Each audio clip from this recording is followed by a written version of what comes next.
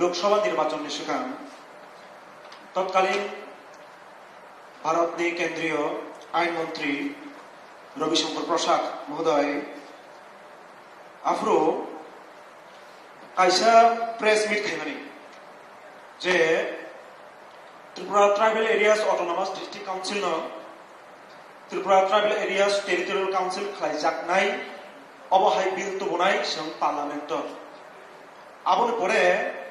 संनुखा राज्य सरकारनि बिसिंखै राज्य आईन मंत्री बरमगोनां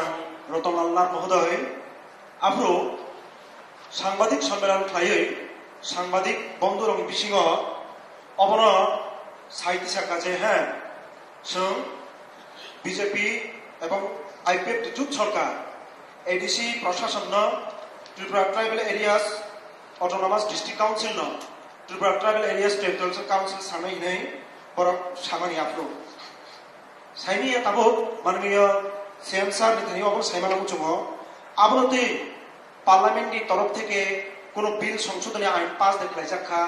बा आबोनति कोनो गटालखे प्रस्तावना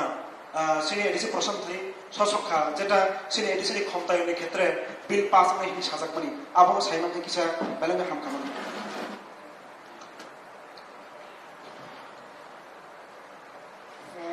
माननीय चेयरमैन सर माननीय सदस्य जटा सीमा नैमानी सिनी देशनि आईन मंत्री एवं राज्यनि शिक्षा मंत्री तथा आईन मंत्री जेटा बिबृति रुली सामानी এই মর্মে কোনো তথ্য সিনিয়াগো করে তবে ও ঠিক গত 7 তারিখ এই যে নতুন যে সরকার দিল্লিও আমি 100 দিন কামানিছি ওই 100 দিনও 30টা বিল উত্থাপিত অংখা কিন্তু সংখ্যা সাইমিয়া এডিসি নি ন ক্ষমতা বৃদ্ধি খাইনে বাগৈ ও 30টা বিল যেটা উত্থাপন খাইমিনি জায়গাও এডিসি নি কোনো বিল উত্থাপন খাইলে কানে তার মানে एडीसी क्षमताय निबागै कोनो बिल ताव पर्यंत पार्लियामेंट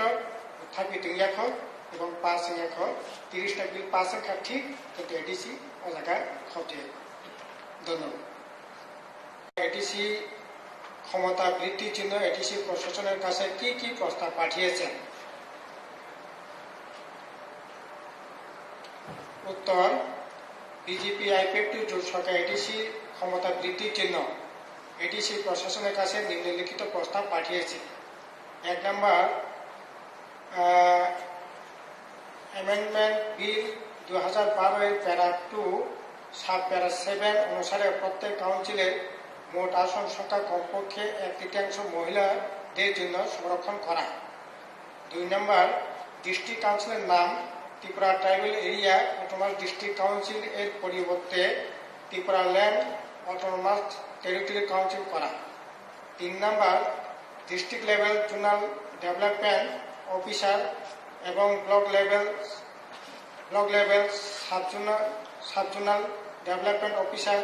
एर परिवर्ते ब्लॉक लेवल काउंसिल गठन करा 4 number 6 schedule area town committee गठन करा 5 नम्बर संविधानेर ষষ্ঠতম অন্তর্ভুক্ত প্যারা 3A অনুসারে ত্রিপুরা উপজাতি এলাকা স্বশাসিত জেলা পরিষদকে অধিক ক্ষমতা প্রদান 2 নম্বর প্রশ্ন এই প্রস্তাবের পরিপ্রেক্ষিতে এডিসি প্রশাসন রাজ্য সরকারের কাছে কি কি প্রস্তাব পাঠিয়েছে জানতে পারি কি উত্তর এই প্রস্তাবের পরিপ্রেক্ষিতে এডিসি প্রশাসন রাজ্য সরকারের কাছে নিম্নলিখিত প্রস্তাব পাঠিয়েছে মহিলাদের ক্ষমতায়নের জন্য এডিসি মোট আসন সংখ্যা 1/3 মহিলার জন্য সংরক্ষণ ব্যবস্থা করা 2 Tripura tribal area autonomous district council এর নাম পরিবর্তন করে Tripura tribal area autonomous council করা 3 নম্বর স্তর উন্নয়নমূলককে ত্বরান্বিত করার সাথে 3টি এডিসি এলাকা জেলা পর্যায়ে ডিস্ট্রিক্ট লেভেল কাউন্সিল ব্লক স্তরে ব্লক লেভেল কাউন্সিল গঠন করা 4 এডিসি এলাকায় মিউনিসিপাল অথবা টাউন কমিটি গঠন করার জন্য রাজ্য সরকার সহমত পোষণ করে তৎসঙ্গে সংবিধানের 74তম সংশোধন অনুসারে এডিসিকে আরও ক্ষমতা প্রদান করার জন্য এডিসি প্রস্তাব পাঠিয়েছে 5 সংবিধানের প্যারা 3B অনুসারে এডিসিকে অতিরিক্ত ক্ষমতা প্রদান করা।